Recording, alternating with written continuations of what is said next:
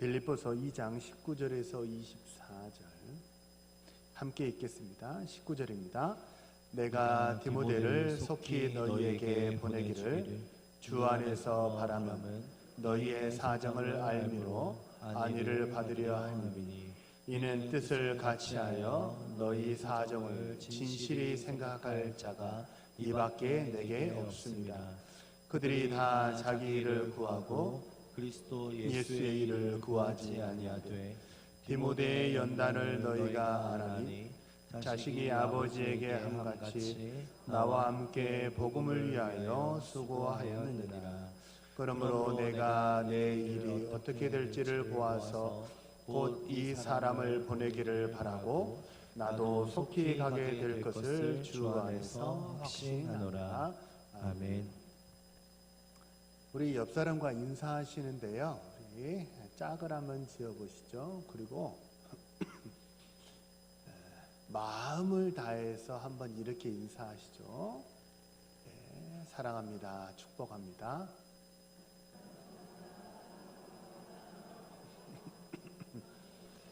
네.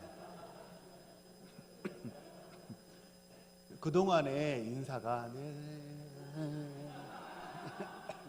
네, 그동안의 인사를 이렇게 했다면 오늘은 조금 마음을 더해가지고 한 번만 더 인사하시죠. 다른 사람과 짝을 한번 또 지어보세요. 그윽한 눈으로 바라보시고 마지막 올여름 마지막까지 건강하세요. 한번 인사하시죠.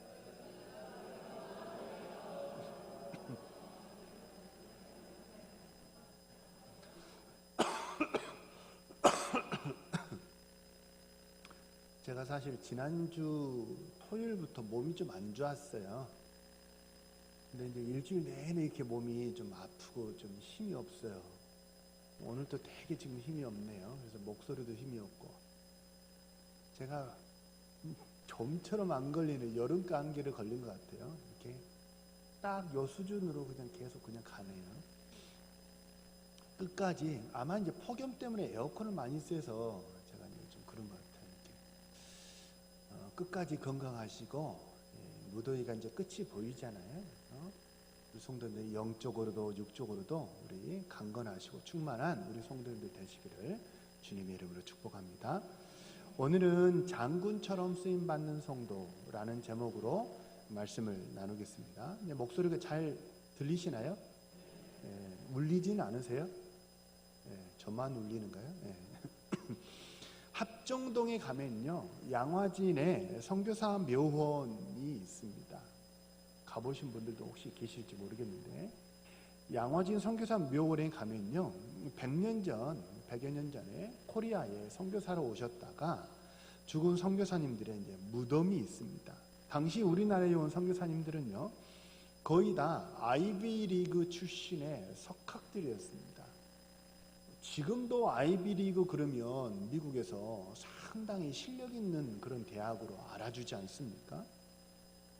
그들은 아이비리그에서도 장학생들 막 그런 사람들이었어요. 우리나라에 선교사로 오신 분들이. 그들은 우리나라에 선교사로 오지 않더라도 충분히 좋은 직장에서 돈 많이 벌면서 살 수 있었지만 그런 훌륭한 인재들이 이 조선이라는 후진국 미개한 나라에 와가지고 사람 살리는 일을 하다가 풍토병으로 거의 다 죽었습니다. 특히 선교사님도 많은 고초를 겪으셨지만 선교사님의 부인들 그리고 1살, 2살 이런 유아들이 풍토병으로 많이 죽었습니다. 그들이 이제 면역력이 약해서이겠죠. 세상 관점으로 보면요, 돈 많이 벌 수 있는 길을 그 탄탄대로를 놔두고 저 조선 땅에 가가지고 선교사로 저 미개한 나라에 간다, 고생하러 간다. 이것도 사실 세상의 관점에서 보면 되게 좀 이상하죠. 그런데 그런 객지에서 대접받은 것도 아니고 그 객지에서 풍토병으로 그냥 그렇게 죽게 되었다. 또는 하지 말라는 것 하다가 목이 잘려 죽었다. 라고 하면 그 누가 그것을 복이라 여기고 그 누가 우리 아버지가 그렇게 죽으셨어요 라고 그 누가 자랑할 수 있겠습니까? 그런데 우리 조선에 온 선교사님들 뿐만 아니라 그들의 후손은요, 내가 조선의 선교사였다는 것을, 그리고 우리 할아버지, 증조 할아버지가 저 조선 땅에 복음을 전한 선교사였다는 것에 대해서 매우 큰 긍지와 자랑을 가진다고 합니다. 선교사님들 중에 한 사람을 소개하자면요, 이제 고종 황제의 밀사로, 더 안 좋아졌어 목소리가. 고종 황제의 밀사로 이제 헤이그 특사로 파견되었던, 네덜란드 헤이그의 특사로 파견되었던 헐버트 선교사님이 계시거든요. 그 선교사님의 묘비에 가면 이렇게 쓰여 있어요. 나는 웨스트민스터 성당보다도 한국 땅에 묻히기를 원합니다. 이렇게 쓰여 있어요. 그거 아세요? 웨스트민스터 사원은요, 미국과 영국의 아주 고위직들이 묻힌 무덤이 그곳입니다. 그곳에 묻힌 사람들 면면을 보면요, 왕족, 그리고 우리가 이름만 대면 다 아는 세계적인 인물들, 다시 말하면 뉴턴, 스티븐 호킹, 핸델, 처칠, 이런 사람들이 묻힌 무덤이 웨스트민스터 묘원이에요. 그런데 그러니까 이렇게 참 고위직의 사람들이 거기 묻히니까 거기 웨스트민스터 사원에 묻히는 건 자기 자신에게도, 그리고 후손들에게도 우리 아버지가 저기 묻혀 계세요, 우리 할아버지가 저기 묻혀 계세요 라고 말하는 것은 그 가문의 큰 영광이지 않겠습니까? 그런데 웨스트민스터 사원에 묻히는 게 영광이지 무슨 코리아, 이 미개한 조선의 땅에 후진국 땅에 묻히는 게 무슨 영광이겠어요. 게다가 그 선교사님들을 묻혔던 그 무덤이, 그 묘원이 어디 있어요? 선교사님들을 목 잘라 죽인 절두산 옆에 위치하고 있죠. 그러니까 이 능지처참하고 이렇게 목을 잘라 죽였던 단두대가 있던 그 사형대 옆에 거기에 무덤이 있단 말이에요. 그 무덤에 묻히는 것이 무슨 인간적인 생각으로 하면 영광이겠어요. 그걸 누가 복이라고 말하겠어요. 그런데 선교사님들도 그거를 굉장히 큰 자랑으로 여기고 후손들도 그렇게 여긴다는 거예요. 이유가 뭘까요? 인간적으로는 하나도 좋아 보이지 않는데 그들이 그렇게 자랑스럽게 여기는 이유가 뭘까요? 그들이 참 보람된 일을 했기 때문에 그래요. 학교를 세워서 이 문맹인 이 코리아, 조선에 학교를 세워서 지성의 눈을 뜨게 하고, 그게 연대 아닙니까? 그죠? 연세대. 그리고 교회를 세워서 영성의 눈을 뜨게 하고, 저 김포에 있는 김포제일교회는 언더우드 선교사님이 세운 교회로 유명하죠. 병원을 세워서 아픈 사람 고쳐서 생명을 살리고, 그게 세브란스 병원이잖아요. 그렇게 지성의 눈을 뜨게 하고 영성의 눈을 뜨게 하고 아픈 거 고쳐서 사람 생명 살리고 영혼을 살렸다는 그 긍지와 보람이 있기 때문에 웨스트민스터 사원에 묻히는 것보다 저 조선의 합정동 그 묘원에 묻히는 게 그렇게 큰 자랑이라 그들은 그렇게 말을 했던 거죠. 이런 비슷한 예를 들면요, 이제 우리나라가 이제 8월 10일 광복절을 지났는데요, 6월 달에는 6.25라는 우리나라의 뭐 이렇게 참 아픈 기억을 가져다 준 그런 날이 있지 않습니까? 6.25 전쟁이 우리나라에 있었는데 6.25 전쟁 몇 주년 기념식 해년마다 그런 걸 하죠. 6.25 전쟁 몇 주년 기념식에 보면요, 우리나라 관계자들만 거기 참석하는 게 아니고 해외에 있는 그 6.25 참전 용사들을 초대해 가지고 그 기념석상에 같이 앉게 하거든요. 그리고 그 참전 용사들은 내가 6.25 기념식, 몇 주년 기념식 이 기념석상에 내가 앉아 있다는 것에 대해서 굉장히 큰 자부심을 느낍니다. 그들만 그런 게 아니고 그들의 후손들도 우리 아버지가 그런 분이라고 굉장히 자긍심을 가져요. 이게 우리 코리아 남성들 군인들과 대조되는 거죠. 심지어 뭐 제가 다 썼다가 이제 지워버렸는데 설교 원고에 우리 군대 갔다 온 남자들이 하는 말이 있어요. 내가 복무했던 군부대를 향해서는 뭣도 하지 않아요? 심지어 소변도 보지 않는다, 그런 말이 있거든요.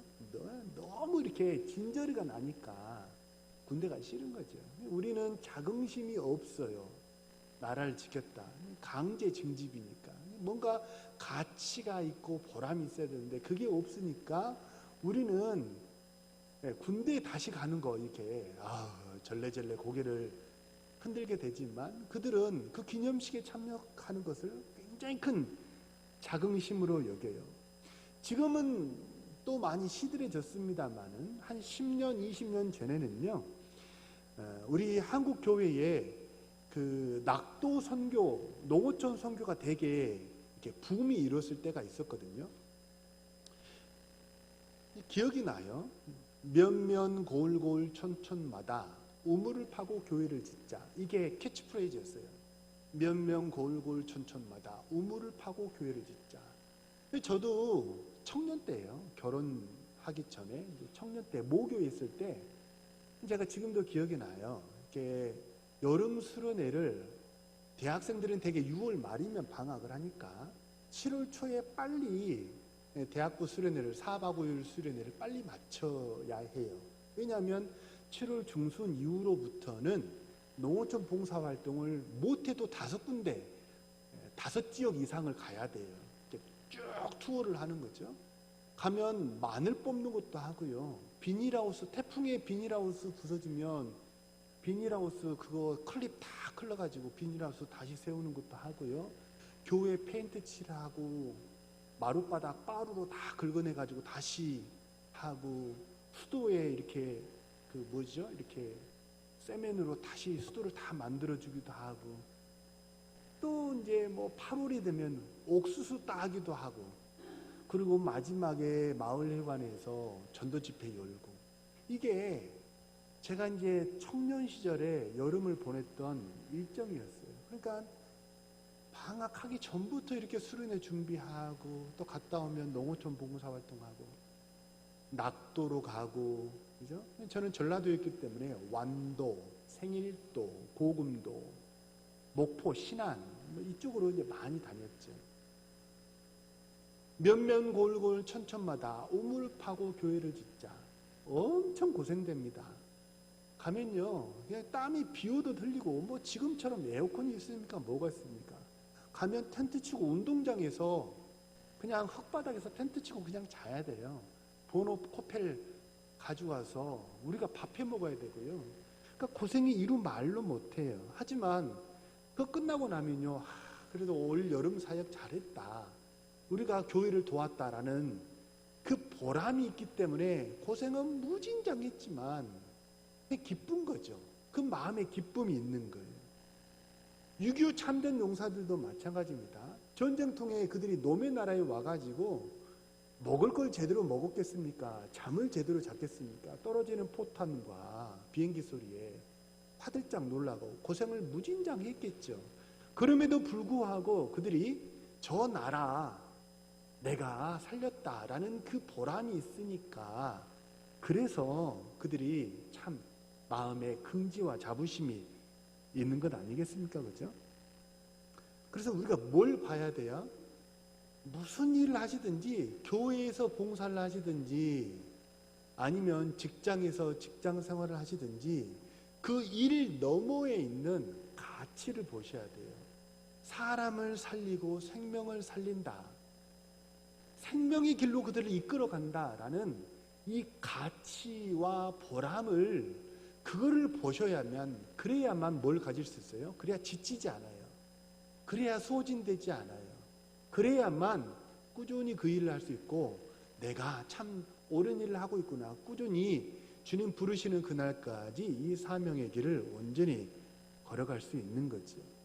바라고 소망합니다. 예배하는 우리 사랑하는 모든 성도님들 일 너머에 있는 그 하나님이 소중하게 여기기는 생명의 가치를 볼 줄 아는 우리 신실한 주의 백성 되시기를 주님의 이름으로 축복합니다.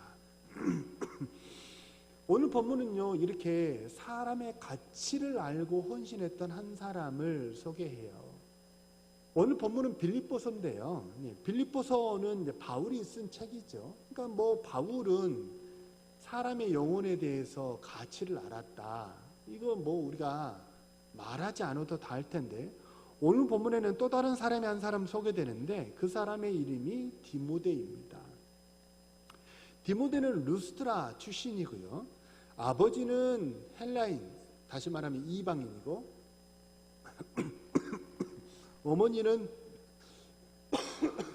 어머니는 유대인이었습니다.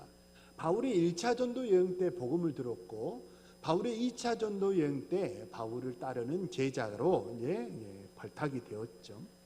그 이후로 무슨 일이 있으면 항상 바울이 제1순위로 선발해서 일을 맡겼던 사람이 누구냐면 디모데입니다.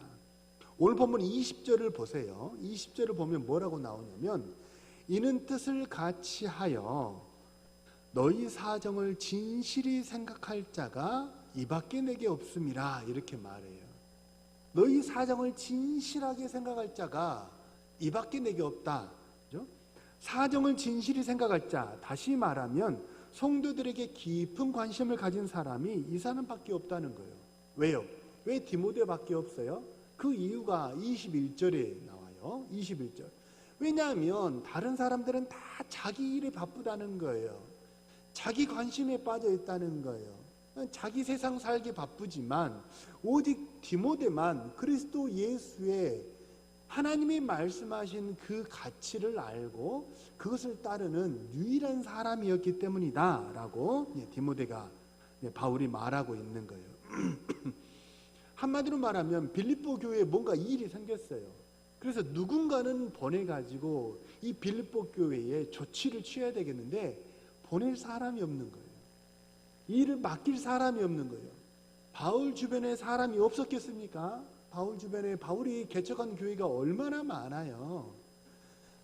바울 주변에 성도들이, 믿는 성도들이 제법 있었겠죠. 하지만 보낼 사람이 디모데밖에 없는 거예요. 사실 관심 없는 사람은요, 아무리 숫자가 많더라도 거기에 선한 열매가 맺혀지지 않아요. 선한 역사가 일어나질 않습니다. 관심 없는 사람은요, 일을 맡기면 일을 대충 하고요. 관심 없는 사람은요, 다른 사람에게 에너지를 쏟지 않아요. 오직 내 한 몸 돌보는데 거기에 모든 에너지를 다 쏟기 때문입니다. 반대로 관심 있는 사람은요, 비록 한 사람이더라도 그 관심 있는 사람이 가면요, 열매가 맺히기 시작해요. 이 일이 제대로 되고요. 그리고 약하고 연약한 사람들을 아우르고 돌보는 그런 선한 열매들이 그 가운데 맺히기 시작하는 거예요. 그래서 한 사람이에요. 그래서 사실 복음은요, 딱 한 사람이에요. 어떤 한 사람이요? 깊은 관심을 가진 그 한 사람. 하나님에 대해서 깊은 관심을 가진 그 한 사람. 하나님이 맡기신 그 사명, 사람이라는 그 사명, 사람을 살리는 그 사명, 그것에 대해서 깊은 관심을 가진 사람, 그 한 사람이면 다 바꿔버린다는 거예요. 미국 대통령 중에 퇴임한 후에도 세상에 큰 영향을 미친 인물이 지미 카터 대통령이 있어요. 물론 지미 카터 대통령 혼자서 이 모든 것을 다 한 것은 아니지만요, 94년도에 미국이 북한이 핵 개발을 하고 그러니까 사실 군사적인 행동을 하려고 했었대요. 나중에 공개된 극비 문서에 따르면. 근데 그것을 막아서고 이 모든 것을 중지한 사람이 지미 카터 대통령이라는 거예요.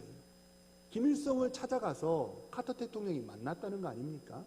그래가지고 이 모든 긴장을 완화시키고 전쟁을 지연시켰다는 것 아닙니까? 그분은요, 비단 김일성만 만난 게 아니고 세상의 독재자들을 만나가지고 회유한 인물로 유명합니다.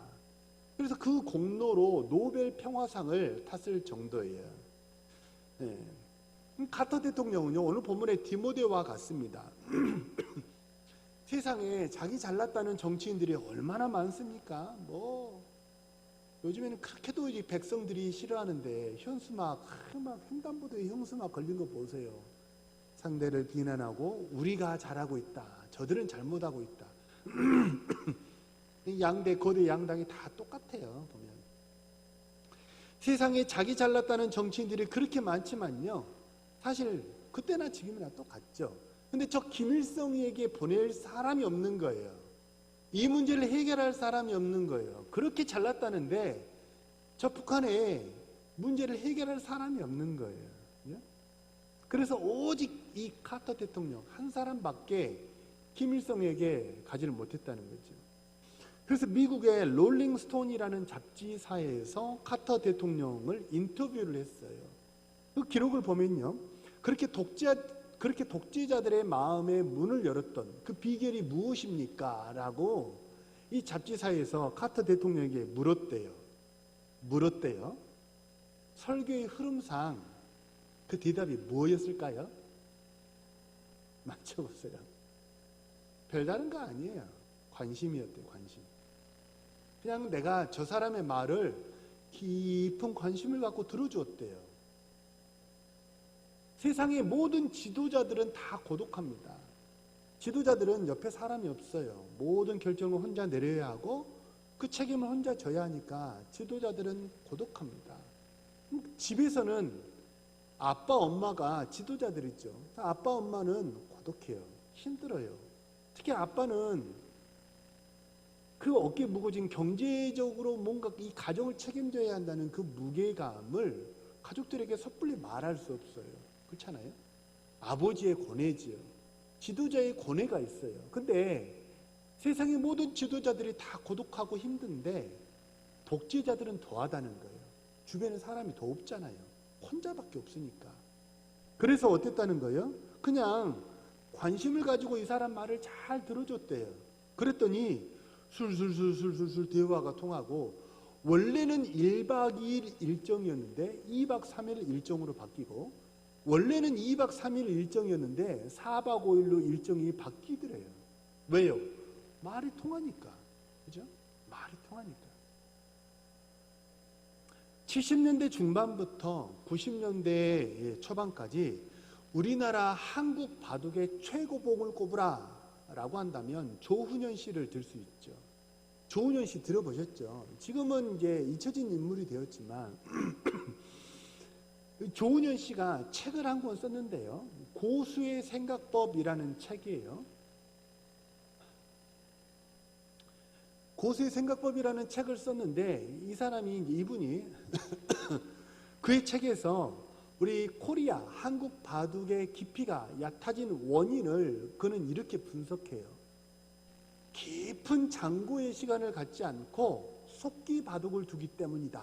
그 사람은 한국 바둑이 이렇게 실력이 떨어지는 원인을 거기서 찾는다고 해요. 지금도 일본은요 1박 2일 바둑을 두기도 한대요. 왜냐하면 한 수 한 수에 이렇게 빨리빨리 두어야 되는 그런 시간 제한이 없어서 이렇게 아주 길게 바둑을 두기 때문에 심지어는 1박 2일 바둑을 두기도 한다고 해요. 그래서 이 조훈현 씨는요 그의 책에서 하는 말이 가능한 할 수 있는 한 최대한 깊이 할 수 있는 한 최대한 오랫동안 생각하라. 그는 그렇게 강조합니다. 왜냐하면요 9급짜리 10명이든 100명이든 9급짜리가 모이면 그냥 9급짜리 생각밖에 안 돼요. 하지만 프로 한 사람이면 9급짜리 10명 이상의 것을 보고 판단하기 때문이래요. 자, 한번 생각해 보세요.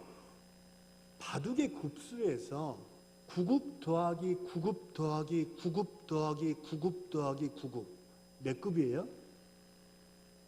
8급이에요? 7급이에요? 5급이에요? 9급이에요. 9급짜리는요 5명이 모이든 10명이 모이든 그냥 9급입니다. 똑같은 말로 초딩 더하기 초딩 더하기 초딩 더하기 초딩은 그러면 누구 수준이에요? 딱 초딩 수준이에요. 그 수준을 벗어나지 못해요. 그래서 사실 우리나라가 무슨 암기식 교육이 잘못됐다 그러는데요. 그거는 뭔가 한참 착각한 얘기예요. 초등학생 100명을 모아놓고 미분적분 문제를 딱 던져줘 보세요. 못 풀어요. 그러니까 그 생각의 깊이는 어디서 나오는 거예요? 암기에서 나오는 거예요. 그래서 유태인들도 모세오경을 다 암기한 다음에 토론을 하거든요. 뭐가 들은 게 있어야 토론을 할 거 아니에요. 그죠? 초딩이 10명이든 100명이든 그냥 초딩은 초딩이에요. 반대로 고수는 어떻습니까? 딱 한 사람만 있더라도요. 9급짜리 100명이 모여서 보지 못하는 수를 초딩 한 사람은 딱 보고, 프로 한 사람은 딱 보고 아는 거죠. 그죠? 저는 스포츠를 좋아해요. 스포츠를 보는데 저는 몸이 좀 이렇게 피곤하고 그래서 현장에서 스포츠를 시간도 없고 피곤하기도 하고 잘 못해요. 저는 또 축구는 제가 또 아픈 기억이 있어요. 인대가 끊어진 기억이 있어가지고 쳐다도 보기 싫은데 요즘은 보기를 합니다. 축구를 보면서 이런 생각을 해요. 나라면 이렇게 패스해서 가지 않을까? 우리 편이 이렇게 분산되어 있으니까 이렇게 나라면 저 공을 받기 위해서 이쪽으로 뛰어가지 않을까? 이런 상상을 하면서 이렇게 스포츠를 보면 훨씬 더 몰입감이 있어요. 야구를 보면 내가 투수라면 공을 이쪽으로 이런 구질로 던지지 않을까? 그럼 타자가 속지 않을까? 그런 상상을 하면서 보는 거죠. 마찬가지입니다. TV에서 요즘에는 당구도 하잖아요. 당구를 하면요.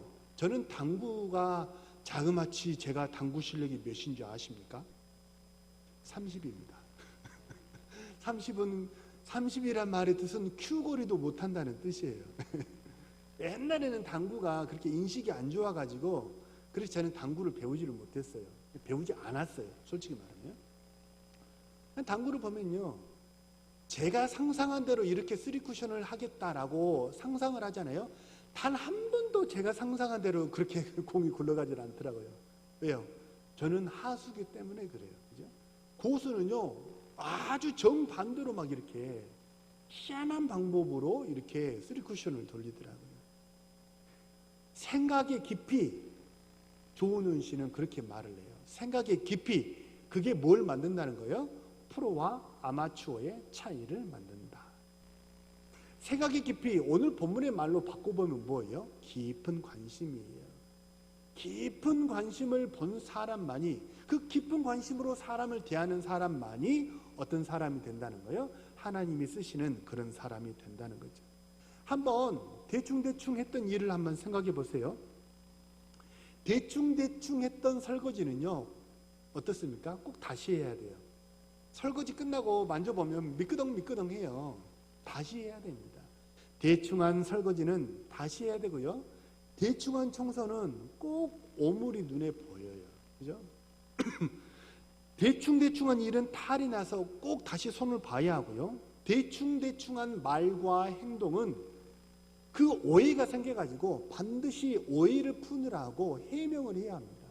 해명하는 그런 과정을 거쳐야 해요. 대충한 일은요, 효과도 없어요. 효과가 없으니까 뭣도 없어요? 감동도 없어요. 하지만 깊이 생각한 모든 일은요, 깊이 생각한 일은 모두에게 감동을 주고 거기는 반드시 생명의 역사가 일어납니다. 이 원리는 가정에도 교회에도 똑같이 적용이 돼요. 우리 가정이 복된 가정이 되려면 가장 중요한 게 뭐예요? 돈이 아니에요. 소파가 아니에요. TV가 70인치, 100인치 TV 있으면 가정이 행복합니까? 그게 아니에요. 가정이 행복하려면 뭐가 있어야 돼요? 가족들이 서로에게 뭐가 있어야 돼요? 관심이 있어야 돼요. 가정이 관심이 있을 때 비로소 서로에게 말이 건네지고 행복한 가정이 되는 것 아니겠습니까? 가정에 관심이 있으면, 그죠? 사려 깊은 행동을 하게 되고, 사려 깊은 행동은 감동을 주게 되고, 감동은 반드시 웃음과 행복이라는 열매를 맺게 돼요. 교회도 마찬가지입니다. 옆에 있는 성도에게 또는 내가 맡은 사명에 어때요? 관심을 가져야 돼요. 관심을 갖고 정성을 쏟으면요, 그 정성은 반드시, 내가 쏟은 정성은 반드시 성도들에게 은혜를 끼치게 됩니다. 대충대충한 일은요, 은혜가 끼쳐지지 않아요. 내 관심을 갖고 정성을 다해서 한 일은요, 반드시 은혜를 끼치게 되고 교회가 은혜로 충만하게 될 줄로 믿습니다. 교회가 정말 행복해지는 비결, 가정이 행복해지는 비결 뭐예요? 관심과 정성이라는 거죠. 2014년에 현빈이 종조 역할을 했던 영린이라는 영화에 이런 대사가 나와요. 한번 들어보세요. 자, 작은 일도 무시하지 않고 최선을 다해야 한다. 작은 일에도 최선을 다하면 정성스럽게 된다. 정성스럽게 되면 겉에 배어나고 겉으로 드러나면 이내 밝아지고 밝아지면 남을 감동시키고 남을 감동시키면 이내 변하게 되고 변하면 생육하게 된다. 아마 여기서 생육이라는 말은 생명의 역사가 일어난다라는 뜻으로 의미적으로 이렇게 추론할 수 있을 것 같아요. 그러니 오직 세상에서 지극히 정성을 다하는 사람만이 나와 세상을 변하게 할 수 있을 것이다. 그렇게 얘기를 해요. 우리도 마찬가지입니다. 주일학교 교사를 하시는 분들은, 우리 주일학교 학생들은 지극히 작은 소자와 같은 어린이들입니다. 이렇게 지극히 작은 소자와 같은 어린아이 하나를 가르치는 일에도 허투루 하면 안 돼요. 정성을 다해야 합니다.